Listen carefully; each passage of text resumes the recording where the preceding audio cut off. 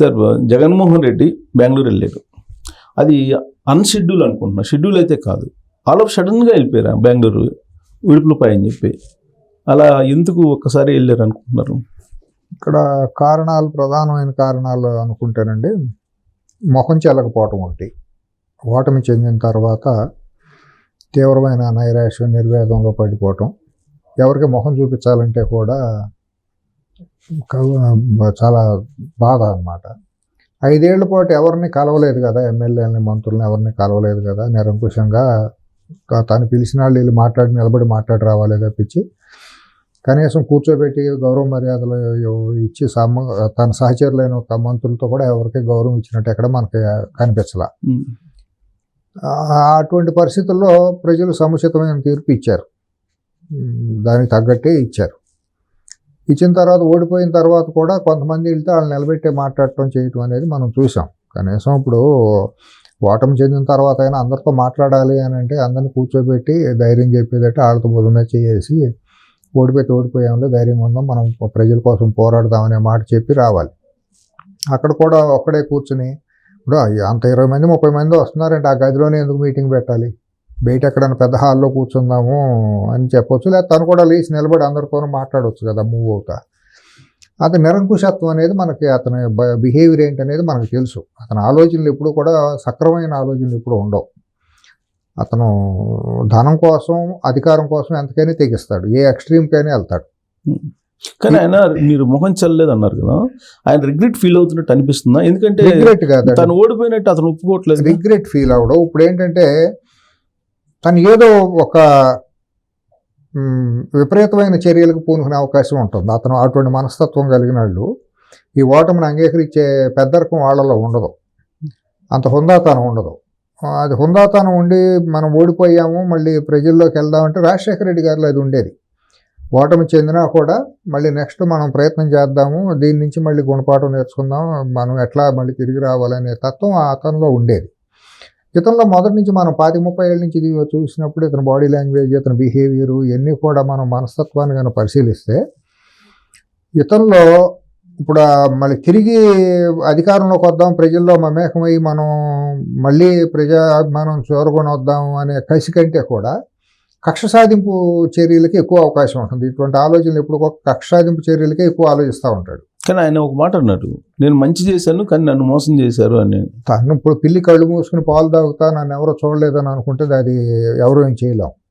తను ఏం మంచి చేశాడు, తనకు అసలు ఏమన్నా కామన్ సెన్స్ ఉందా, ఆర్థిక పరిస్థితి అంటే ఏమైనా అవగాహన ఉందా, అభివృద్ధి అంటే ఏమైనా అవగాహన ఉందా, ఆయాచితంగా వచ్చిన డబ్బులు దాచుకుంటమే తప్పించి ప్రజలేంటి, సమాజం ఏంటి, ఆర్థిక పరిస్థితులు ఎట్లా ఉంటాయి, ఒక బడ్జెట్ అంటే ఎట్లా ఉంటుంది, ప్రజలకు మౌలిక అవసరాలు ఏముంటాయి, దీర్ఘకాలిక అవసరాలు రాష్ట్రానికి ఏముంటాయి అనేది కనీసం ఒక పరిపాలకుడికి ఉండాలండి.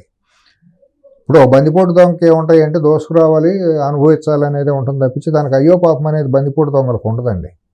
ఎక్కడ పడితే అక్కడ విశృంఖలంగా దాడులు చేస్తారు, దోసుకుంటారు, అయిన కాడికి తీసుకొచ్చేసి వాళ్ళు డెన్నంలో పెట్టుకుంటారు. మనం సినిమాల్లో చూసేవాళ్ళం కదా, ఆ సినిమాలు, పాత సినిమాలు, చంబల్ వ్యాలీ బందిపోట్లు, వాళ్ళందరూ గబ్బర్ సింగ్ సినిమాలు, షోలు ఇవన్నీ చూసేవాళ్ళం కదా. వాళ్ళకేనూ ఈ ఫ్యాక్షన్స్లకి ఏం తేడా ఉండదు సిఎస్ గారు. అందుకేనా పార్టీ కార్యాలయాన్ని ఆక్రమించినా కానీ అది న్యాయబద్ధం అని చెప్తున్నారు. ఉండదు అసలు. వాళ్ళు అనుకుంటారు మేము చేసింది న్యాయమైన, వాళ్ళు అట్లా ఫీల్ అవుతూ ఉంటారు. ఏ ఫ్యాక్షనిస్ట్ అయినా చూడండి, రాయలసీమలో ఏ ఫ్యాక్షనిస్ట్కి కూడా చట్టాల మీద, రాజ్యాంగం మీద, మనుషుల మీద గౌరవం ఏమి ఉండదు. వాళ్ళు కొంతమంది అయితే ఇళ్ళ దగ్గర ఒకే కుర్చీ ఉంటుంది, అందరూ నిలబడి మాట్లాడాల్సిందే. అది చరిత్ర మీకు సీనియర్ జర్నలిస్ట్గా మీరు చూడండి ఏం కాదు. ఫ్యాక్షన్ ఫ్యామిలీలు అన్నీ కూడా అట్లా నిరంకుశంగా చేసినాయి రాయలసీమ 4 జిల్లాల్లో. అట్లాగే ఫ్యూడల్, అది రాయలసీమ ఫ్యాక్షనిజమే కాదు, ఫ్యూడల్ అవశేషం కూడా అటువంటిదే. ఇప్పుడు తెలంగాణలో కూడా అటువంటి భావజాలం ఉండేది గతంలో. అందుకనే నక్సలిజం అక్కడ బాగా పెరగడానికి కారణం. ఒక్కడే ఉండి దొర అనేవాడు ఉంటాం, అందరినీ నిలబెట్టి మాట్లాడటం, హింసించడం, అవమానపరచడం అనేది తీవ్రంగా ఉంది. అందుకని ఇక్కడ నక్సలిజం పెరిగింది. అట్లాగే రాయలసీమ వాళ్ళకు కూడా ఏంటంటే ఫ్యాక్షన్ ఫ్యామిలీస్ అన్నిటికీ కూడా ఈ దురహంకారం ఇది ఒకటి ఉంటుంది. ఈ మనస్తత్వంలో నేను అనుకుంటాం మొహం చెల్లకే ఇక్కడ. ఇప్పుడు మొహం చెల్లి అంత హుందాతనం అయ్యే మనిషి అయితే అసెంబ్లీకి వెళ్ళి అట్లా వెనకదారులు వెళ్ళే మనిషి కాదు. ఆ రోజు వెళ్ళకూడదు మామూలుగా అయితే. హుందాతనంగా ఓడిపోయినా కూడా ముందుగా వెళ్ళాలి, మళ్ళీ రాజీలు ఎందుకు? అంటే ఇక్కడ ఒకటి సువేర గారు భయపడా లేకపోతే మొహం చల్లక అనేది, ఎందుకనంటే ఆయన యాక్చువల్గా ఎలక్షన్ ముందు టూరిస్టులు అన్నాడు పవన్ కళ్యాణ్ని, అవును. లోకేష్ని, చంద్రబాబు నాయుడిని.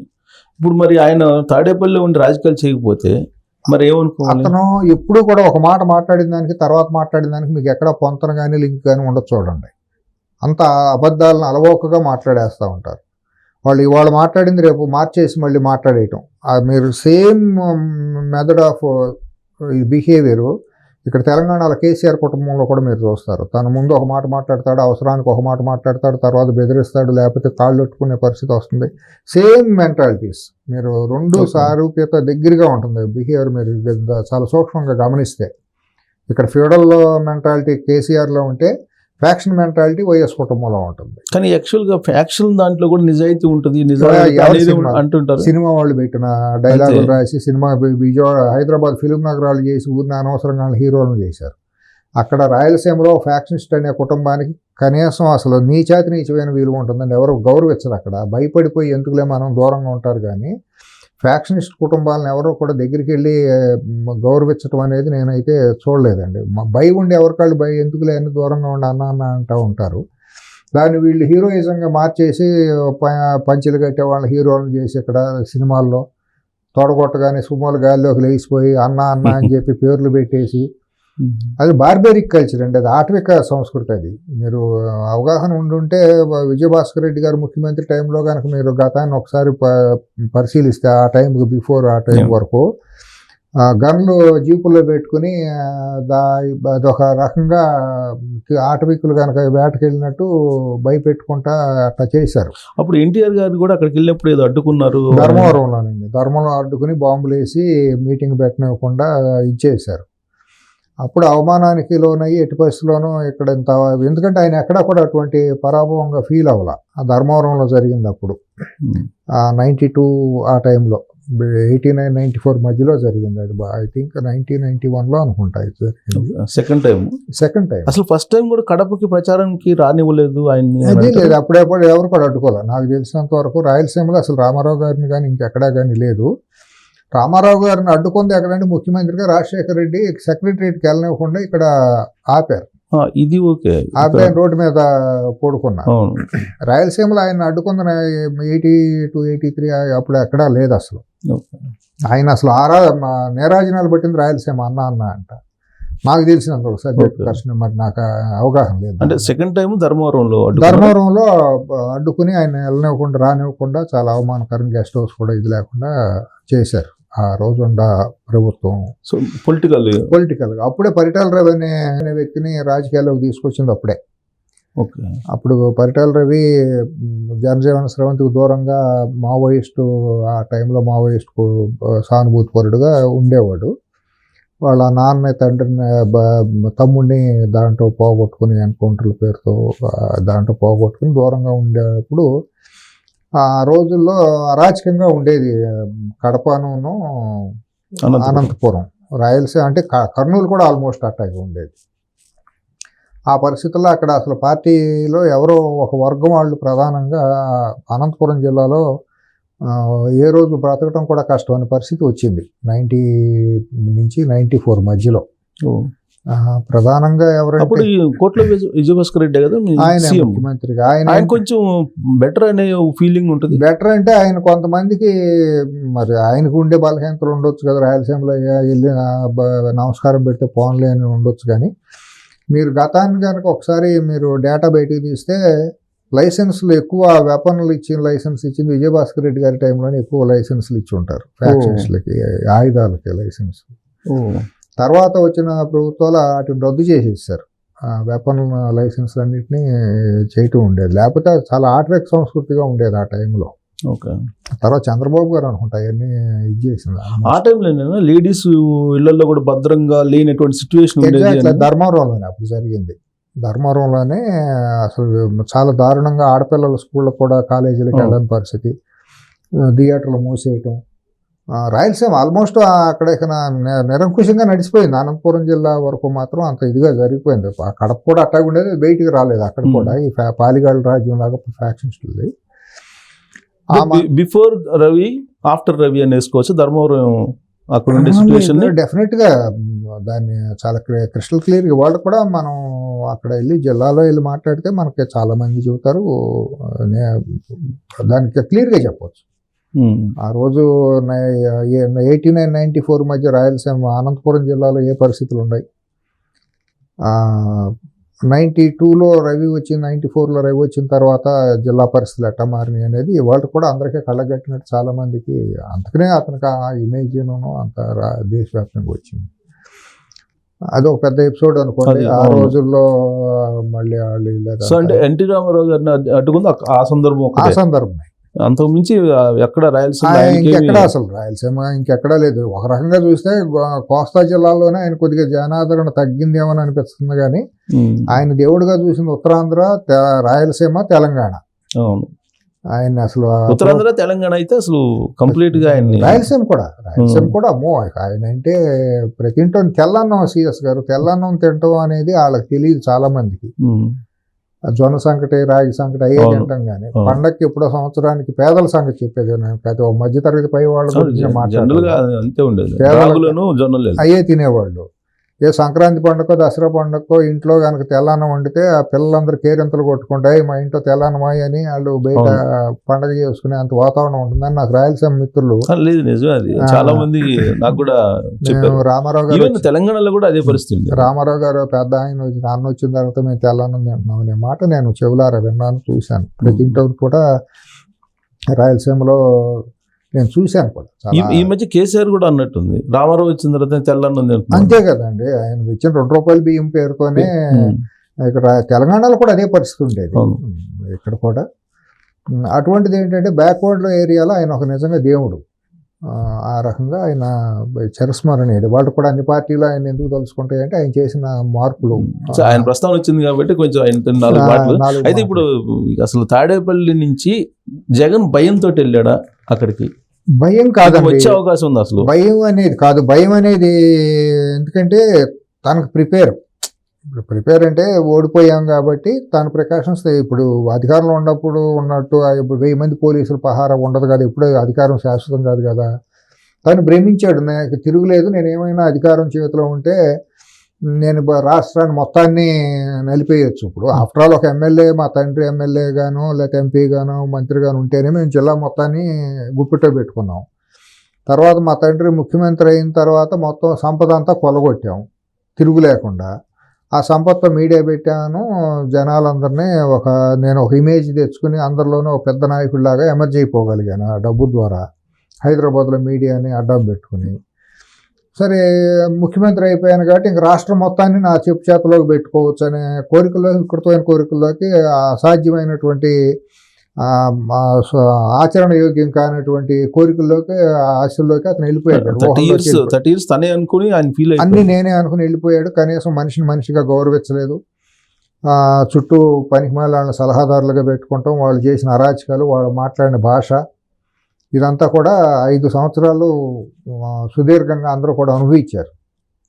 చేసిన తర్వాత ఏంటంటే ఇక బయటికి ఓడిపోయిన తర్వాత తట్టుకోలేనంత బాధ, వేదన ఇవన్నీ ఉంటాయి కదా సహజంగా. నేను ఓడిపోవటం ఏంటి, నన్ను ఏదో మిషన్లో ఈవీఎంలు నన్ను ఓడగొట్టేసినాయి, చంద్రబాబు ఈవీఎంలు మార్పిచ్చేసాడు అని ఈ ప్రచారాలు కూడా జరిగినాయి. ఈవీఎంల్లో తేడా ఉందని ఆయన కూడా ఇదే ఈవీఎంలు 2019లో బ్రహ్మాండంగా ఉన్నాయి, ఈవీఎంలు ఎందుకు తప్పు చేస్తాయని వీళ్ళే కదా మాట్లాడారు. ఇవాళ వాళ్ళ దగ్గరికి వచ్చేటప్పుడు ఈవీఎంల మీద మాట్లాడటం జరిగింది. అంటే వీళ్ళకి సిద్ధహస్తులండి అబద్ధాలని అలవోగ్గా ప్రచారం చేయటం, నమ్మించడంలో. కోడికత్తి కేసును నమ్మించగలిగారు ఆ రోజు, దొనేందంటే దోణ కట్టేయండి అన్నట్టు. అట్లాగే గులకరాయి కేసును కూడా నమ్మించాలని ప్రయత్నం చేశారు. గులకరాయి దగ్గర బూమరాంగ్ అయింది, బోర్లా పడ్డారు. అప్పటికన్నా వాళ్ళు ఇది చేసుకోవాల్సింది. తర్వాత నేను మీ బిడ్డని వర్గపోరు, నేను మీ పేదవాళ్ళ తరపు అని చెబితే, క్లాస్ వార్ అని చెబితే, నువ్వు ఉండేదేమో ప్యాలెస్లు, ఇండియాలో నీకు ప్యాలెస్ లేని మెగా సిటీ ఎక్కడ, ఇది కార్పొరేట్ మన పెద్ద పెద్ద నగరాలు ఎక్కడెక్కడైతే ఉన్నాయో ప్రతి చోట నీకు పెద్ద పెద్ద ప్యాలెస్ల ఆస్తులు, 100,000 కోట్ల ఆస్తులు ఉన్నాయి. విదేశాల్లో కూడా నీకు విలాసవంతమైన హోటల్లో ప్యాలెస్లు ఉన్నాయని బయట వస్తున్న ప్రచారం. ప్రజలు అంత అమాయకుల, నిన్ను మా వర్గ మనిషి అని పెట్టుకుని మాట్లాడటానికి ఉంటారు కొంతమంది సైకోలు, కొంతమంది మత్తత్వంతో ఇది చేసేవాళ్ళు, కొంతమంది కులపిచ్చితో చేసేవాళ్ళు నిన్ను కీర్తించవచ్చు. సమాజం అందరూ ఎందుకు కీర్తిస్తారు? మెజారిటీ సమాజం విఘ్నత్వం ఉంటుంది కదా. అట్లా ఏమనుకున్నాడు, అది నమ్మించవచ్చు అని భ్రమించాడండి. ఓడిపోయిన తర్వాత మళ్ళీ ఇకను అహం దెబ్బతి అనకుండా అసలు నేను అనుకుంటా ఎమ్మెల్యే గారు ప్రమాణ స్వీకారం చేయడానికి కూడా ఇష్టపడి ఉండకపోవచ్చు. 3-4 రోజులు మదనపడి ఏం చేయాలి ఏంటి అని చెప్పి కనీసం ఎమ్మెల్యేగా కూడా లేకపోతే మనకు విలువే ఉండదు అనే ఉద్దేశంతో వచ్చి దొడ్డిదారిలో వచ్చాడు. అక్కడికి రావడానికి మళ్ళీ రాయబారాలు పంపుకుని నేను వస్తాను, రాగానే నాకు ప్రమాణ స్వీకారం చేసి నన్ను పంపించేయమని రిక్వెస్ట్ చేసుకుని, తర్వాత ఒక హేతు పద్ధతి లేని ఒక లేఖని ఎవరో చెబితే, పిచ్చోళ్ళు పనికిమాలినాడు సలహాలు చెబితే ఆ లేఖ రాసి మళ్ళీ మరొకసారి ఆ నవ్వుల పాలయ్యాడు. ఆ నవ్వుల పాలు అవడం అంటే కొత్తగా అవ్వాల్సిన అవసరం లేదు సిఎస్ గారు. తనది మొదటి నుంచి మీరు పార్టీ పెట్టినప్పటి నుంచి ఒక్క పాదయాత్రలో ఓదార్పు యాత్రలో తను ఇంటరాక్ట్ అవుతా, పేదాళ్ళతో ఇంటరాక్ట్ అవుతా మాట్లాడటం, అమరావతికి ప్రత్యేక హోదా తీసుకొస్తాననే ఒక బలమైన దానికి ఎక్కడైతే చంద్రబాబు గారు ఫెయిల్ అయ్యారో వాటిని అన్నింటినీ తను నేను చేసేస్తానని చెప్పి ప్రతి దాంట్లోనూ ఒక ఆశలు రాసుకొట్టాడు ప్రజల్లో. దాంట్లో ఏంటంటే హీరో ఇమేజ్ లాగా వచ్చింది. జనాలు కూడా ఆవేశపడిపోయారు. చంద్రబాబు ఫెయిల్ అయ్యాడు, ప్రత్యేక హోదా అన్నాడు, కాదంటున్నాడు, ప్యాకేజ్ అంటున్నాడు, ఇవన్నీను. అట్లాగే అమరావతిలో భూములన్నీ కొట్టేసారు, నిజమేను. పోలవరంలో నిజంగానే మరి 1,00,000 కోట్లు తినేస్తున్నారు, లేకపోతే పోలవరం అని ఎందుకు మాట్లాడతాడు చంద్రబాబు, ఇవన్నీ ప్రచారం చేశారు. సొంత మీడియా ఉంది కాబట్టి చేశారు. అట్లాగే ఆ రోజు బీజేపీ కూడా ఏం చేసింది, పోలవరం ఏటీఎం అని మోడీనే మాట్లాడాడు కదా, అబద్ధాల అలవోక అతను మాట్లాడాడు కదా, స్థాయి తగ్గి అతను బిహేవ్ చేశాడు కదా, ప్రధానమంత్రి హోదాలో అతను ఏ రోజు బిహేవ్ చేయాల. వాళ్ళు కూడా అది అనుకోండి. వీళ్ళందరూ కలిసి అట్టాగైతే హైదరాబాద్లో ఉన్న హెడ్ క్వార్టర్ మీడియాగా ఉన్న హైదరాబాద్లో కూడా కేసీఆర్ కుటుంబం కూడా చంద్రబాబుని టార్గెట్ చేస్తా, అలా అమరావతి ఎమర్జీ అయితే వీళ్ళకి ఇక్కడ ఇబ్బందులు ఉంటాయని, ప్లస్ పొలిటికల్గా కూడా చంద్రబాబు మీద ఉన్న వ్యక్తిగత ద్వేషంతో చంద్రబాబుని టార్గెట్ చేయడం, వీళ్ళందరూ కలిసి ఒక ఉమ్మడి శత్రువుగా చంద్రబాబుని అనుకున్నారు. అవును, 19లో కంప్లీట్ అందరు కలిసి చేసిన ఉమ్మడి శత్రువుగా అనుకున్నారు. దాంట్లో ఇతను ముందు పెట్టారు కాబట్టి ఇతను సక్సెస్ అయ్యి ఆ ప్రత్యామ్నాయంగా వచ్చాడు. తర్వాత చంద్రబాబు గారు వాళ్ళు తెలుగుదేశం వాళ్ళు చేసుకున్న స్వయంకృతాపరాధాలు కూడా కొన్ని ఉన్నాయి. కొద్దిగా వాళ్ళు వాస్తవాలను మరిచి ఊహలన్నిటితోనూ అంతర్జాతీయ స్థాయిలో ఎక్కువ ఊహించుకున్నారు. అది కూడా ఉంది. అది వాళ్ళు 80% నా వైపే ఉన్నారు అసలు జనాలు వెళ్ళిపోయారు. వాళ్ళు జగన్మోహన్ రెడ్డి అట్టా అయితే ఊహించాడు, ఆ రోజుల్లో చంద్రబాబు గారు కూడా అట్టాగా ఊహించుకున్నారు. సేమ్ ఇదే ఉంటుంది. అదే సరైన గుణపాఠం అప్పుడు జరిగింది, ఇప్పుడు జరిగింది అనుకోండి. ఇప్పుడు ఏంటంటే తనకి కసి మీద ఉన్నాడు. ఎట్టా పరిస్థితుల్లో నన్ను ఇంత చేసిన వాళ్ళ కారకుల మీద నేను కక్ష సాధించుకోవాలి. అది ఏ రకంగా ఉంటుందనేది మనం చెప్పలేము. ఇప్పుడు ఆ లెటర్లో కక్ష సాధింపు అనేది ఉందా, లేదంటే అతను అసలు ఏ ఉద్దేశంతో ఆ లెటర్ రాసినట్టు మీకు అనిపిస్తుంది? ఎవరో చెప్పారండి, తనకు ఆ ఇంగిత జ్ఞానం లేదు కదా, నేను రాయటం ఏంటి, దీంట్లో పాయింట్ ఏంటి, లేకపోతే ఒక సీనియర్ అడ్వకేట్ని కూర్చోబెట్టి సాధ్యాసాధ్యాలు ఏంటి, అసలు ఎక్కడన్నా ఉందా, కన్వెన్షన్స్ ఉన్నాయా, చట్టం ఉందా, రాజ్యాంగం ఏం చెబుతుంది. అయినా ఇంకోటి అండి, ఒక పార్లమెంట్ మెంబర్గా చేశాడు కదా, ప్రతిపక్ష నాయకుడిగా చేశాడు కదా సభలో, ఒక ముఖ్యమంత్రిగా 5 ఏళ్ళు చేశాడు కదా, కనీసం ఆ మాత్రం ఇంగిత జ్ఞానం ఉండదా? చట్టం ఏం చెబుతుంది, షగ్దర్ అండ్ కౌల్ అనేది ఒక ప్రామాణికంగా ఒక బైబుల్ భగవద్గీత లాగా మనం ఫాలో అవుతాం. దేశం మొత్తం పార్లమెంట్ నుంచి అసెంబ్లీ వరకు కూడా షగ్దర్ కౌల్లో రాసి ఉంటుంది. అట్లాగే కొన్ని చట్టాలు ఉన్నాయి.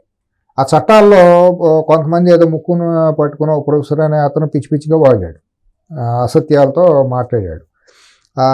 12B సెక్షన్ ప్రకారం ఇవ్వాలి అని చెప్పి రాశాడు. Pensions and payments and disqualifications act అని ఒకటి ఉంది ఆంధ్రప్రదేశ్ది.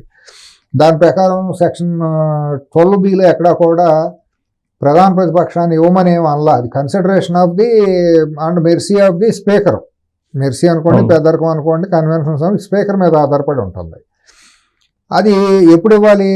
అసలు ఇంకోటి, ఏ పార్టీకి ఆ పార్టీ మేము మా శాసనసభ నాయకుడిగా మేము పలానా అతను ఎన్నుకున్నామని చెప్పి స్పీకర్ ఒక లెటర్ ఇవ్వాలి. అది కన్వెన్షన్ పద్ధతి. అసలు అది రాజ్యాంగం కాదు కానీ పద్ధతి. అది సింగిల్ మెంబర్ ఉండే ఇండిపెండెంట్గా అది అవసరంలా. 2 మెంబర్లు ఉన్నా కూడా మా తరఫున ఈయన శాసనసభ నాయకుడిగా ఉంటాడని 2 ఉన్నా కూడా చెప్పాలి. ఎందుకంటే తనకి ఇచ్చే ప్రయారిటీలో రేపు పొద్దున ఏదన్నా స్పీకర్ సమాధానం చెప్పడానికి అవకాశం ఇవ్వాలంటే అతనికి ముందు ఇస్తారు. అసలు ఆ స్టెప్ కూడా వీళ్ళు పూర్తి చేయాల. ఎక్కడ 11 మంది కూర్చుని మా తరఫున ఇవాళ కూడా ఈ నిమిషానికి కూడా ఆంధ్రప్రదేశ్ వైసీపీ తరఫున వైఎస్ఆర్సీపీ తరఫున శాసనసభ నాయకుడు ఎవరు లేరు. అవును, వాళ్ళు అఫీషియల్ అఫీషియల్ ఇవ్వాలా, ప్రొటెం స్పీకర్కే ఇవ్వాలి, ప్రోటెం స్పీకర్కి ఇవ్వాలి. ప్రోటెం స్పీకర్కి ఇవ్వలేదు. తర్వాత ప్రమాణ స్వీకారం చేసినా కన్నా ఒక లెటర్ ఇచ్చాను, నువ్వు పులివెందులు వెళ్తావు, బెంగళూరు వెళ్తావు, వెళ్ళు. లేదా నీకు మొహం చెల్లకపోతే నీ తర్వాత ఇంకా ఎవరి పేరన్నా పెట్టు. ఇవాళ శాసనసభ నాయకుడు లేని పార్టీ వైఎస్ఆర్సీపీ. అక్కడ అటువంటి పార్టీ వాళ్ళు నాకు అధికార ప్రధాన ప్రతిపక్ష హోదా ఇవ్వమని ఎట్లా అడుగుతుంది? నువ్వు నాయకుడివే కాదు కదా, నీ పార్టీకి నీకెట్టా ఇస్తారు? 11 మందిలో నువ్వు ఒకడివే, నువ్వు ప్రధాన నాయకుడు అని 11 మందిలో నేను ఎన్నుకున్నట్టు ఏమైనా లెటర్ ఉందా అక్కడ? గవర్నర్కి కానీ స్పీకర్కి కానీ ఏమైనా ఇచ్చావా? ప్రోటెం స్పీకర్కి కానీ ఎక్కడ ఒక ఇదేది కదా. నీ శాసనసభ పక్ష సమావేశం నువ్వు ఎక్కడన్నా కండక్ట్ చేసావా? ఇంతవరకు లేదు కదా. ఈ హేతుబద్ధతలో ప్రామాణికంగా ఉండాల్సినవన్నీ మర్చిపోయి ఎవడో పనికిమాలినాడు ఎవడో సలహాలు చెబితే, లేకపోతే ఎవడో పనికిమాలినాడు రాసిస్తే దాన్ని తీసుకెళ్ళిపోయి సంతకం పెట్టేసి స్పీకర్కి పంపిస్తే వాళ్ళు నవ్వులు పాలవటమే కదా. దాంట్లో అతను ప్రొఫెసర్ అనే అతను ఏం మాట్లాడాడు, 83లో ఉపేంద్రకి పర్వతనేని ఉపేంద్ర గారికి ప్రధాన ప్రతిపక్ష హోదా ఇచ్చారని చెప్పి పనికిమాలిన వాగుడు వాగాడు, సొల్లంతా గక్కాడు. అసలు 83లో ఆయన అసెంబ్లీకి ఓడిపోయిన తర్వాత ఆ హిమాయత్ నగర్ అక్కడ ఓడిపోయి ఖాళీగా ఉన్న తర్వాత వచ్చిన నెక్స్ట్ 84లోనే ఇప్పుడు వచ్చిన పార్లమెంటు రాజ్యసభ ఎలక్షన్లో ఆయన 4 ఖాళీల్లో ఆయనకు ఒక రాజ్యసభ సీటు వచ్చింది. అప్పుడు మాధవరెడ్డి గారు ఆదిలాబాద్ నుంచి ఉండేవారు, మాధవరెడ్డి గారు పార్లమెంట్ మెంబరు. ఆయన పార్లమెంటు పార్టీ నాయకుడుగా ఉన్నారు, ఫ్లోర్ లీడర్ ఆయన.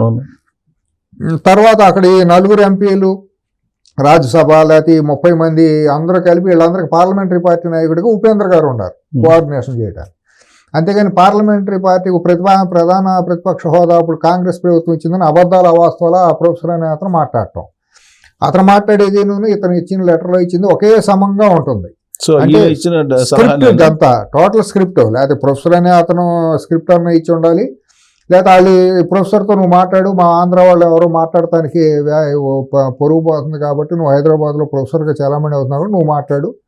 అతని తర్వాత ఇంకా 4 వచ్చేవాడు పెయిడ్ ఆర్టిస్టులు, ఎవరో ఒకటి విశ్లేషకులు వచ్చేవాడు. ఇది ఒక కోణం అయితే మరొక కోణం ఏంటంటే ఇప్పుడు అసెంబ్లీ సెక్రటరీ జనరల్ గా ఉన్నారు రామాచార్యులు, ఆయన ఇచ్చిన డైరెక్షన్ అని అంటారు. మళ్ళీ అదే ఉండొచ్చు, అతను టోటల్ గా కనపడుతుందిగా. ఆ రోజు కూడా అతను చెప్పిన సలహా ప్రకారమే స్పీకర్ గారు కూడా అతన్ని మందలిచ్చారు. నేను ఛానల్స్ నిషేధాన్ని ఫైల్ తయారు చేయమంటే నువ్వు ఎందుకు చేయలేదు అని చెప్పి అది విజువల్ కూడా వచ్చింది. తను టోటల్ గా అటు పక్క చేసిన మనిషి. కానీ ఇప్పుడు రాజశేఖర రెడ్డి కూడా అట్టగే చేశాడు, మీకు గుర్తుందో లేదో. 2004, 2009 ముఖ్యమంత్రి అయినప్పుడు ఒక అటువంటి మనిషినే పెట్టుకున్నాడు సెక్రటరీగా, అసెంబ్లీ సెక్రటరీగా పెట్టుకుని, కీలకమైన స్థానం కదా. అట్లాగే ఇక్కడ కూడా అటువంటి వ్యక్తినే పెట్టుకున్నాడు. ఇప్పుడు ఈయనేమో ఆయన రాజ్యసభ నుంచి తీసుకొచ్చాడు, రిటైర్ అయిన తర్వాత తీసుకొచ్చాడు రామాచార్యులు, జగనే తీసుకొచ్చాడు. సెక్రటరీ జనరల్ అనేది అసలు పదవి ఉండదంట అసెంబ్లీకి, అసెంబ్లీ సెక్రటరీ ఉంటాడు. కానీ సెక్రటరీ జనరల్ అనేది ఒక పదవి క్రియేట్ చేసి ఆయనకి ఇచ్చారు, ఆయన ఇచ్చిన డైరెక్షన్ ఈ లెటర్ అని అంటారు. మరి అన్నప్పుడు ఎటువంటి పనికి మాలినాడు తెలిసిపోతుందిగా. అక్కడ ఏం పెద్ద పోటుగాడు అని చెప్పి తీసుకొస్తే నువ్వు ఆ మెన్షన్ చేసినవన్నీ ప్రొసీడింగ్స్ అన్ని తప్పేగా. అసలు నీకు కనీసం సిఎస్ గారు ఒక అవిశ్వాస తీర్మానం కానీ ఏదన్నా పెట్టాలంటే 10% ఆఫ్ ది ఫ్లోర్ ఇది సంతకం కావాలి. ఒక నో కాన్ఫిడెన్స్ మోషన్ ఏదన్నా మూవ్ చేయాలంటే దాంట్లో అది నీకు 10% రాలా. నువ్వు రేపొద్దు నో కాన్ఫిడెన్స్ మోషన్ స్పీకర్ మీద పెడతానికి లేదు, ఒక ముఖ్యమంత్రి మీద ప్రభుత్వం మీద పెట్టే రైట్ నీకు లేదు. నీకు ఎవరు సంతకాలు పెట్టాలి? తతిమ 6-7 పెట్టాలి కదా, 10 మంది పెట్టాలి కదా. నీకు ఎవరు ఉన్నారు అసలు? నీకు ఏమీ లేదు, అస్తుపిస్తుగా ఉంటే దాంట్లో న్యూమరికల్ ఎక్కువగా సంఖ్య ఉండాలకి ప్రధాన ప్రతిపక్ష నాయకుడిగా ఇవ్వమని ఉంది. ప్రధాన ప్రతిపక్ష నాయకుడు అంటే క్యాబినెట్ హోదా ఇవ్వమని ఏం కాదు దాని అర్థం. వాళ్ళు ఉదహరించిన 12B ప్రకారం కూడా ఒక నాయకుడిగా ఎన్నుకోమని అన్నారే కానీ ఇద్దరికి 2 పార్టీలకి ప్రతిపక్షంగా ఉన్న పార్టీలకి ఈక్వల్ నెంబర్లు వచ్చినాయి అనుకోండి, 12, 12, 11 గెలిచారు అనుకోండి. అప్పుడు స్పీకర్ ఇష్టం ఏ పార్టీని ముందు పెట్టాలి ఏంటి అనేది. అప్పుడు కూడా కేబినెట్ హోదా ఇచ్చి ప్రతిపక్ష నాయకుడు హోదా ఇవ్వమని ఎక్కడా లేదు. ప్రతిపక్ష నాయకుడిగా గుర్తించమని అన్నారు. గుర్తించమంటే హోదా కేబినెట్ హోదా ఇచ్చినట్టు కాదు, విపక్ష నేతగా గుర్తించాలి అంతే. కేబినెట్ హోదా ఇవ్వమని ఎక్కడా లేదు. కేబినెట్ హోదా అనేది మెర్సీ ఆఫ్ ది గవర్నమెంట్, సరే ఇవ్వండి అని ముఖ్యమంత్రి కూడా స్పీకర్కి సరేనని చెప్తే వాళ్ళిద్దరూ కలిసి ఇచ్చే మెర్సీ మీద ఇచ్చే దయాదాక్షిణ్యాలు ఇచ్చే పోస్టే అది రాజ్యాంగంలో ఎక్కడా లేదు. అది ఇవ్వడానికైనా ఇప్పుడు ఉందా? ఎందుకంటే ఆల్రెడీ జనసేన ఉంది కదా. జనసేన అంటే నిజంగా కనుక జనసేన మేము ప్రధాన ప్రతిపక్ష పాత్ర పోషిస్తాము, నేను క్యాబినెట్లోకి రానని కనుక అని ఉంటే ఆ క్యాబినెట్ ప్రధాన ప్రతిపక్ష నాయకుడిగా జనసేన పవన్ కళ్యాణ్ గారు ఉండి ప్రజా సమస్యలు మాట్లాడి ఉంటే ఆ పార్టీ బలపడేది. ఆయన చేసిన తప్పది. ఒక రకంగా ఆలోచిస్తే ఆయన ప్రధాన ప్రతిపక్ష నేతగా హౌస్లో కనుక పాత్ర పోషించి ఉంటే ప్రజలకు ఇంకా మేలు జరిగేది. అవును, ఆయనకుండ చరిస్మాకి, ఆయనకుండ ఆలోచనలకి కొంచెం స్పందించే గుణం కూడా ఉంది. ప్రభుత్వానికి కూడా ముళ్ళుకారలాగా ఉండేది. అతను తన పార్టీ కూడా ఎమర్జీ అవడానికి అవకాశం ఉండేది. ఆయన చేసుకున్న తప్పది, అది రాజకీయంగా, అది మనకు సంబంధం లేదనుకోండి. ఇప్పుడు ఇక్కడ నువ్వు ఒక ప్రధాన ప్రతిపక్ష క్యాబినెట్ హోదా ఇస్తేనే నువ్వు ప్రజల తరఫున పోరాడతావా? రేపొద్దు నువ్వు ఒక్కడివే నిలబడి గెలిచినప్పుడు నువ్వు ఇంతే చేసేవాడివా? సింగిల్ డిజిట్లో 11 కాదు, రేపొద్దున 5, 6 వచ్చినప్పుడు కూడా ఇదే తీరి పెట్టేవాళ్ళు అనుకోండి. మీరు గతంలోకి వెళ్తేనండి మన వాజ్పేయి గారును హనుమకొండ నుంచి గెలిచిన జంగారెడ్డి గారు ఇద్దరే పార్లమెంట్లో బీజేపీ తరఫున ఉండేవారు, గుర్తుందో లేదు? అవును, పార్టీకి ఇద్దరే పార్టీ ఉంటారు.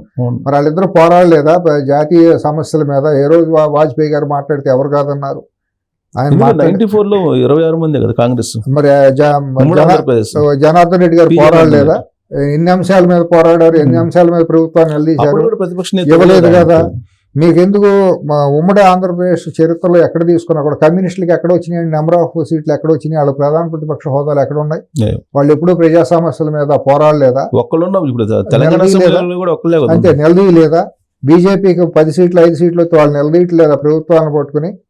ఆ రోజు గతంలో వచ్చినప్పుడు మన జైపాల్ రెడ్డి గారు, ఇవాళ కూడా జైపాల్ రెడ్డి గారిని ఎట్టా తెలుసుకుంటారు తెలుగు జాతి?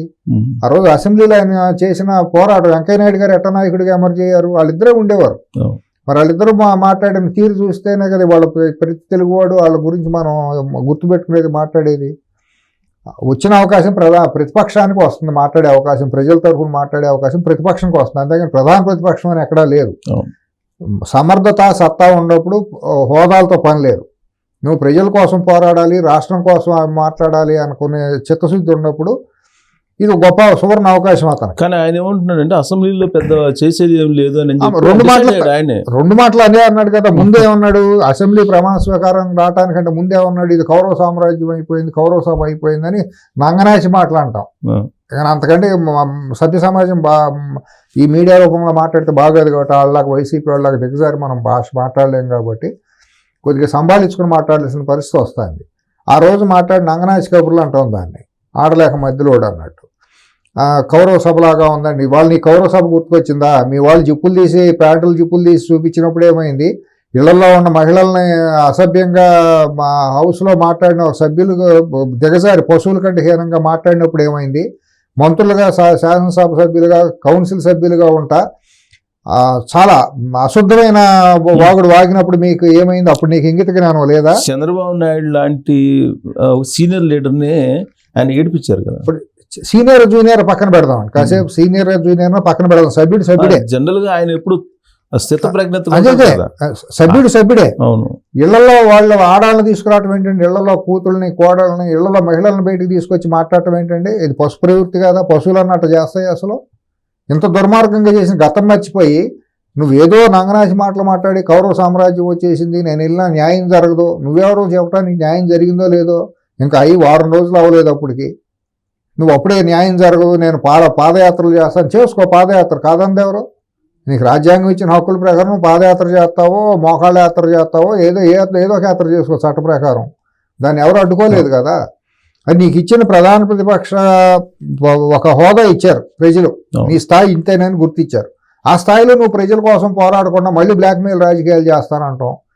ఇవాళ ఏంటంటే అల్టిమేట్గా గెలిచిన తర్వాత కూడా విస్తృత స్థాయి సమావేశం ఒకటి పెట్టలా, కనీసం అందరినీ పిలిచి జిల్లా అధ్యక్షులు పెట్టారు కాకపోతే హాజరు కాదు అందరూ. అదే పిలిచి అందరిని కూర్చోబెట్టి ఇక్కడ ఉండాలి. నేను హైదరాబాద్ కాదు, బెంగళూరు కాదు, ఎక్కడ కాదు, తాడేపల్లిలోనే ఉంటాను, ఇక్కడే నివాసం కట్టుకున్నాను, ఆ రోజు దీర్ఘాలు తీసి మాట్లాడాడు కదా. మరి అక్కడే ఉండి మాట్లాడాలి. అక్కడ కనీసం కలవడానికి మొహం చాలలా. సరే పులివెందులు వెళ్తే జనాలు తిరగబడ్డారు, అది విజువల్స్ వచ్చినాయి. సరే ఇక్కడా కాదు అక్కడా కాదు అనుకుని ఏం చేశా అంటే ఇప్పుడు కసి మీద ఉన్నాడు. కక్ష సాధింపు చర్యల్లో తన ఆలోచన అంతా కూడా కక్ష సాధింపు చర్యల్లో ఉంటుంది. అది ఏ కోణంలో ఏ రూపంలో మారుతుంది అనేది మరి చంద్రబాబు గారును ఆయన చుట్టూ ఉండే వాళ్ళు విశ్లేషించాలి. మనం మాట్లాడితే బాగోదు కాబట్టి. బట్ ఏదైనా కూడా అతను ఒక కక్ష సాధింపుల్లో ఏదో ఒక తీవ్రమైన నిర్ణయాలు తీసుకునే అవకాశం ఉంటుందని నేను ఒక వ్యక్తిత్వ విశ్లేషణ చేసే వ్యక్తిగా నేను అభిప్రాయపడుతున్నా.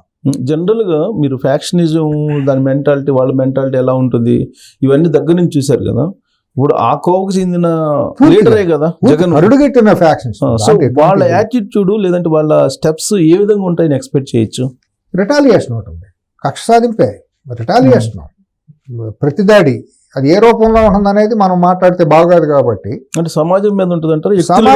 సమాజం మీద ఏముంటుంది? సమాజం మీద ఉంటే అటువంటి వాళ్ళు ఏమంటే నాకు ఓట్లు వేయలేదు కాబట్టి వాళ్ళందరి మీద బాంబులు వేసి మొత్తం మా 4 కోట్ల మందిలో ఏరేసి అందరినీ చంపేయాలి అనే భాష ఉండాలి. అది కుదరదు, వీలు పడదు. వ్యక్తుల మీద ఉంటుంది. ఇప్పుడు ఇటువంటి ప్రభావం, ఇటువంటి లక్షణాలు, మానసిక లక్షణాలు ఉన్న వాళ్ళు ఏం చేస్తారంటే సింపుల్గా గతంలో ఎయిడ్స్ పేషెంట్లు వాళ్ళు వెళ్ళిపోయే నెత్తుర్ని వాళ్ళ బ్లడ్ కోసేసి వాటర్ ట్యాంక్లో కలపటం. ఎందుకంటే ఊరు మొత్తం మీద కసి అనమాట. నేను ఒక్కడనే ఎందుకు అవ్వాలి, ఊరు అందరూ ఇది అయ్యారు, నాకు ఒక్కడికి ఎట్టా వచ్చిందనే భావం. లేదంటే ఊళ్ళో మంచినీళ్ళు తాగే చెరువులో ఏండ్రిని కలపటం. అవును, ఇటువంటి సైకో లక్షణాలు కొన్ని మనం గ్రామాల్లో చాలా చోట్ల చూస్తూ ఉంటాం. అది ఎయిడ్స్ అప్పుడు మనం HIV కొత్త రోజుల్లో చాలా మంది వాళ్ళే పుడిచేవాళ్ళు, సూదులు తీసుకెళ్ళిపోవటం, బ్లడ్ తీసుకెళ్లి వాటర్ ట్యాంక్ లో కలపటం, అది ఇది అనమాట అండి. అటువంటి మనస్తత్వం వాళ్ళు అది జరుగుతుంది. కానీ ఇక్కడ అటువంటిది మొత్తం రాష్ట్రం మొత్తాన్ని ఆ రకంగా చేయడానికి వీలు లేదు కాబట్టి ఇక ఇప్పుడు వేరే కోణంలో ఫ్యాక్షనిస్టు ఏ ఫ్యాక్షనిస్టు అక్కడ కరుడుగట్టిన ఫ్యాక్షనిస్టులు ఏ రకంగా అయితే చేస్తూ ఉంటారో ఆ రకంగా చేయటానికి అవకాశాలు పుష్కలంగా ఉంటాయి ఆలోచన చేయటానికి. దాన్ని మరి చంద్రబాబు గారు, లోకేష్ గారు, పవన్ కళ్యాణ్ గారు వీళ్ళందరూ కూడా కొద్దిగా జాగ్రత్తగా మంచి పరిణతి కలిగినటువంటి అధికారులతో ఇంటెలిజెన్స్ చీఫ్లను పెట్టుకుని వాళ్ళ మూమెంట్లన్నింటినీ అనుక్షణం గమనిస్తా చట్టపరంగా ఉండాలి. తక్షణమే ఇంకోటి ఏంటంటే ఇప్పుడు నైతికంగా ఉన్న ఎవరైనానండి, ఇప్పుడు మీరు ఎన్నికల్లో ఓటమి చెందారు అనుకుందాం ఒక ముఖ్యమంత్రిగా. వాళ్ళకు మన అంత మునుపు జరిగినవి అన్నీ చూసాం కదా. కిరణ్ కుమార్ రెడ్డి గారు, రోసీ గారు, మరి కేసీఆర్ వీళ్ళందరినీ చూసాం కదా.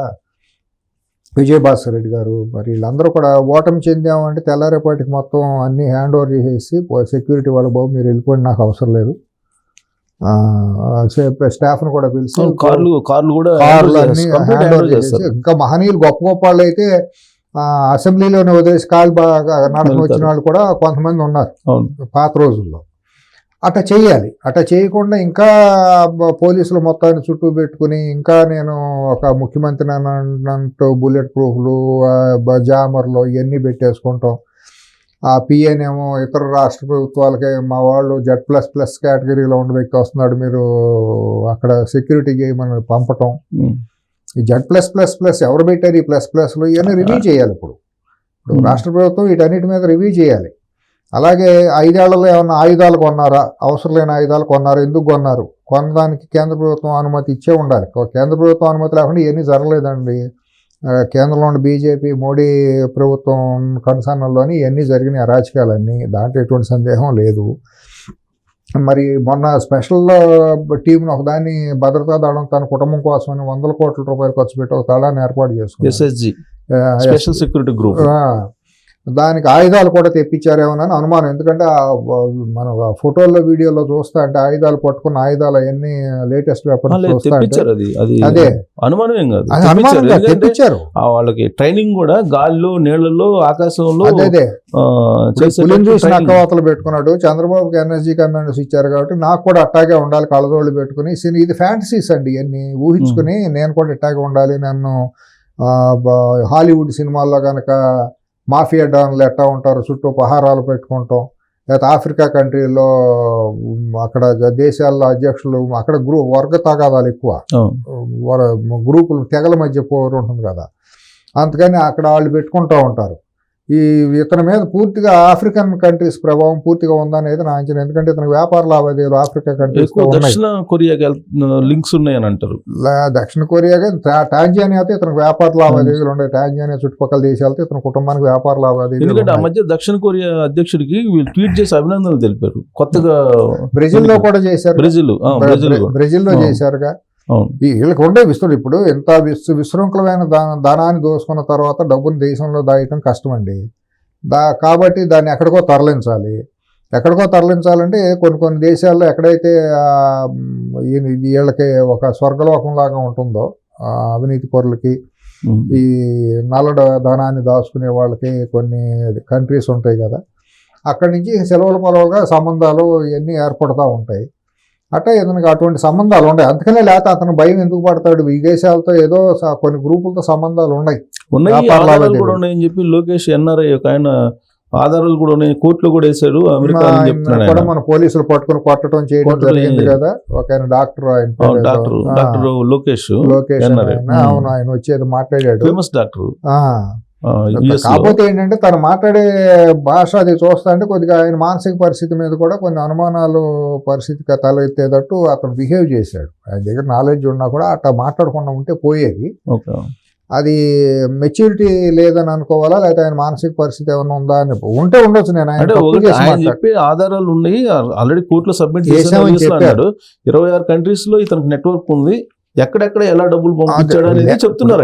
26 ఉందా, 10 దేశాలు ఉన్నాయా, 5 దేశాలు ఉన్నాయా, కానీ ఉన్న మాట వాస్తవం. లేకపోతే అంత సెక్యూరిటీ పెట్టుకుని అంత భయపడాల్సిన అవసరం లేదు. అతను ప్రజల నాయకుడు కాదు, ప్రజల మనిషి కాదు. ప్రజలను అడ్డం పెట్టుకుని దోపిడీకి మాత్రమే అతను ఆరితేరినాడు, దాంట్లో ఎటువంటి సందేహం లేదు. లేకపోతే 25,000 కేజీలు డ్రగ్గు నీకు విశాఖపట్నం పోర్టులో దిగితే ఇంతవరకు నీకు బాధ్యత గల ముఖ్యమంత్రి, నువ్వు పేదల కోసం, నేను పేదవాడి కోసమే ఉన్నాను అన్నప్పుడు ఆ డ్రగ్ నిజంగా రాష్ట్రానికి వస్తే ఎవరు విధ్వంసం అయ్యేది? పేదాడేగా. ఉన్నాడు ఎవడో పోడు కదా.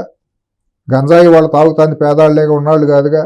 నువ్వు 5 ఏళ్ళుగా గంజాయిని పెంచి పోషించి నువ్వు పేదవాడి కడుపు కొట్టి వాళ్ళని పేదవాడిని పక్షాన్ని ఉన్నానని ఎట్లా మాట్లాడతావు సిగ్గు లేకుండా? ఇవన్నీ గమనించరా? అందుకే రిజల్ట్ కూడా జనరల్ గా ఒక సెక్యూరిటీ పెంచాలంటే సీఎం కానీ ఎవరికి సెక్యూరిటీ పెంచాలన్నా కానీ దానికి ఒక ప్రాసెస్ ఉంటుంది. సెక్యూరిటీ ప్రకారం థ్రెట్ పర్సెప్షన్ కమిటీ అని ఒకటి ఉంటుంది. Intelligence chief, DG, chief secretary వీళ్ళందరూ చేరి థ్రెట్ పర్సెప్షన్ ఎవాల్యుయేషన్ చేసి ఎటు ఉంది ఏంటి అనేది అసెస్ చేసి చాలా ఇంకా పెంచాలా, బుల్లెట్ ప్రూఫ్ వాహనాల సంఖ్య పెంచాలా, ఇంకా ఏ మూల నుంచి వస్తుందని ఇది చేయాలి. అట్లా కాకుండా ఏమీ లేకుండా నేను ఒక రాజును కాబట్టి నా ఇష్టానుసారం పెట్టుకుంటాను, నన్ను ఎవరు అడగటానికి వీల్లేదు, నా సెక్యూరిటీని చూపి సమాజాన్ని భయపెడతాను, భయపడేటట్టు ఉండాలి నా సెక్యూరిటీ, లేకపోతే నా తీరని కోరికలన్నీ తీర్చేసుకోవాలి. ఒక ప్రధానమంత్రి వెళ్తా అంటే, రాష్ట్రపతి వెళ్తా అంటే ఎట్లా ఉందో అట్లా రాష్ట్ర ప్రజల డబ్బుతో నేను కూడా అటువంటి పెద్ద పెద్ద వాహనాల కాన్వాయ్ని పెట్టుకుని నేను, నా కుటుంబం, మా కోరికలు తీర్చేసుకుంటాం. ఈ కోరికలు తీర్చుకుంటామే తప్పించి ప్రజల కోసం బతికే బతుకులు కాదు. లేదంటే జనరల్ గా ఆయనకి థ్రెట్ ఉంది చెప్తారు కదా, ఇంటెలిజెన్స్ చెప్పాలి కదా. కాదండి మీకు ఈ థ్రెట్ ఉంది, మీరు బయటికి వెళ్ళొద్దని అని చెబుతారు కదా. ఇది ఎవడమ్మ మూడు సొమ్ము కాదు కదా, రాష్ట్రం సొమ్ము. ఇవాళ అటువంటి తప్పుడు రిపోర్ట్లు ఇస్తే ఇంటెలిజెన్స్ చీఫ్ మీద కూడా చర్యలు తీసుకోవాలి వచ్చిన కొత్త ప్రభుత్వం. అటువంటిది ఇక్కడ తెలంగాణలో కూడా జరిగిందండి. కేసీఆర్ కూడా విపరీతమైన కాన్వాయ్ పెట్టేసుకుని కోరికలన్నీ తీర్చేసుకున్నాడు. ఇంటి చుట్టూ పెద్ద ముళ్ళ కంచె చేసుకుని చైనా వాళ్ళలాగా గోళ్ళ కట్టుకుని ఎవరిని లోపలికి వెళ్ళనివ్వకుండా ఒక పెద్ద మాఫియా ముఠా సామ్రాజ్యంలాగా ఎక్కడో నడిపారు. ఇది తేడా ఏమి లేదు మీరు రెండు కంపేర్ చేసుకుంటే. అట్లాగే ఇప్పుడు అక్కడ వచ్చిన కొత్త ప్రభుత్వం కూడా ఎవరు ఇటువంటి సలహాలు ఇచ్చారు, కారణాలు ఏంటి, ఆ రోజు ఉండే థ్రెట్ రిపోర్ట్ ఏంటి, ఎప్పటికప్పుడు రివ్యూ కమిటీ కూర్చుంటుంది. ప్రతి 6 నెలలకి ఎప్పుడు ఉంటుంది. ఫైల్ ఉండాలి, వెర్బల్ గా చెబితే కుదరదు కదా. ఆ ఫైల్ బయటికి తీయాలి. ఇప్పుడు ఆ రోజు డీజీపీ, ఇంటెలిజెన్స్ చీఫ్ ఇద్దరు కలిసి ఇది ప్రత్యేకమైన చట్టం తీసుకొచ్చేదానికి అనువుగా వాళ్ళు రిపోర్ట్ ఇచ్చారు. దానికోండి కమిటీ ఇచ్చిన థ్రెట్ ఏంటి అనేది వాళ్ళు బయటికి తీయాలి. తీసి అది టెర్రరిస్టుల ద్వారా ఉందా, నక్సలైట్ల ద్వారా ఉందా చెప్పాలి కదా. ఏ గ్రూప్ నుంచి ఉంది, విదేశీ గ్రూపులు ఏమైనా ఉన్నాయా, ఇతనికి ఏమైనా విదేశీ గ్రూపులతో సంబంధాలు ఉన్నాయా, లేదంటే వాళ్ళు కొత్తగా మళ్ళీ ఒక న్యాయమూర్తిని, సుప్రీంకోర్టు న్యాయమూర్తిని, రిటైర్డ్ న్యాయమూర్తిని, లేకపోతే రిటైర్డ్ హైకోర్టు చీఫ్ జస్టిస్గా చేసిన ఆయన్ని కమిటీ పెట్టి దాంట్లో ఎక్స్పర్ట్స్ని, మళ్ళీ ఇంటెలిజెన్స్ చీఫ్ని, కొత్తగా ఇటువంటి వాళ్ళని కొంతమందిని పెట్టి నిష్పక్షపాతంగా ఉండేవాళ్ళని మళ్ళీ అసెస్ చేయాలి. దాని మీద విచారణ జరగాలి. అసలు అంత ఎత్తు 20 అడుగుల ఎత్తు సెక్యూరిటీ గోడలు కట్టాల్సిన అవసరం ఏమొచ్చింది? భద్రతగా ఒక మాజీ ముఖ్యమంత్రి అయినా ఆయన ప్రాణాలు మనకు ముఖ్యమేగా. ఇవ్వాల్సిందే, ఎవరైనా ప్రమాదం ఉన్నప్పుడు ఇవ్వాల్సిందే కదా. అట్లాగే ఇవాళ కూడా ఇంకా అదే థ్రెట్ ఉంటే అతను కంటిన్యూ చేయాల్సిందే. జగన్ 1000 మంది సెక్యూరిటీని మనం విత్డ్రా చేయాలనేది ఊరిని అంటలా. అసలు అతనికి ఎవరు వెనక ఏముందనేది వాళ్ళు బయటకు తీయాల్సిన అవసరం ప్రభుత్వం మీద ఉంది. లేకపోతే ప్రభుత్వం వైఫల్యం చెందినట్టే. ఎండగట్టాలి, ఎక్స్పోజ్ చేయాలి. ఇప్పుడు వచ్చిన కొత్త ప్రభుత్వం కూడా మేన్మేషాలు ఎక్కెడితే కుదరదు. అసలు మీరు అన్నట్టు విదేశీకి సంబంధించిన టెర్రరిస్టులు లేకపోతే అండర్ వరల్డ్ డాలర్లు ప్రమాదం ఉందా ఏంటి అసలు? మరి వ్యాపార లావాదేవీలు ఉంటే మరి రాష్ట్రానికి కూడా ప్రమాదమే కదా. లేదా థ్రెట్ ఉందనుకోండి, రేపొద్దున ఆయనకి ఏదన్నా అటువంటి చిన్న పొరపాటు జరిగితే మరి ప్రభుత్వానికి కూడా ఇబ్బందే కదా. అలకల్లోలం అయిపోతుంది కదా రాష్ట్రం అంతా. కాబట్టి ఇమీడియట్ గా దాని మీద దృష్టి పెట్టాలి. ఇతను ఊహాజనితంగా ఇతను కోరికలు తీర్చుకోవడానికి సినిమాల్లో, హాలీవుడ్ సినిమాల్లో ఒక మాఫియా డాన్ లాగా లేకపోతే ఒక దేశాధ్యక్షుడు లాగా నేను కూడా ఉండాలని ఇతను వికృతమైన కోరికలు తీర్చుకోవడం కోసం రాష్ట్ర ప్రభుత్వ ధనాన్ని ఉపయోగించి అధికారుల మీద ఇంట్లో వాళ్ళు పెత్తనం చెలాయించి వాళ్ళని పప్పెట్లు లాంటి వాళ్ళని పక్కన పెట్టుకుని వాళ్ళ ద్వారా జీవోలు తయారు చేసి ఆ జీవోలకు అనుగుణంగా పెట్టారా, అలా జీవోలు లేకుండా కొన్నారా? అట్లాగే వాళ్ళు అంత 100 కోట్లు ఖర్చు పెట్టి ఎన్ని వ్యాపారాలు తెప్పించారు. దానికి ఖర్చు పెట్టిన ఖర్చు అంతా బయటికి తీయాలి కదా. అది ఇటలీ నుంచా లేకపోతే ఉక్రెయిన్ నుంచే ఎక్కడి నుంచో వెపన్స్ తెచ్చి ఉంటారు వాళ్ళు. ఇజ్రాయెల్ నుంచి ఎక్కడి నుంచో తెచ్చి ఉంటారు వెపన్స్. విదేశీ వెపన్సే తెచ్చారు, ఇండియా వెపన్స్ కాదు. దానికి ఎంత ఖర్చు పెట్టారు? మరి ఇదంతా బూడిదలో పోసిన పన్నీరే, ఉపయోగం లేకుండా అంత సెక్యూరిటీ పెట్టడం. అంతంత ఈక్టోపస్లు లేదా గ్రే హౌండ్స్, కోబ్రాలు, అంతకంటే మించిన సెక్యూరిటీని చూసాం కదా మనం. ఎప్పుడు చరిత్రలో చూడనటువంటి సెక్యూరిటీని రాష్ట్రంలో ప్రత్యేక దళం, ఇతనికే కాదు ఇతని కూతుళ్ళకి లండన్లో కూడా సెక్యూరిటీ పెట్టడం. ఇదంతా పిచ్చి పరాకాష్టే కదా. ఇదంతా ఎవరి సొమ్ము? నువ్వు దోసుకున్న సొమ్ములో నువ్వు పెట్టుకుంటే మేము ఎవరు మాట్లాడాల్సిన అవసరం లేదు.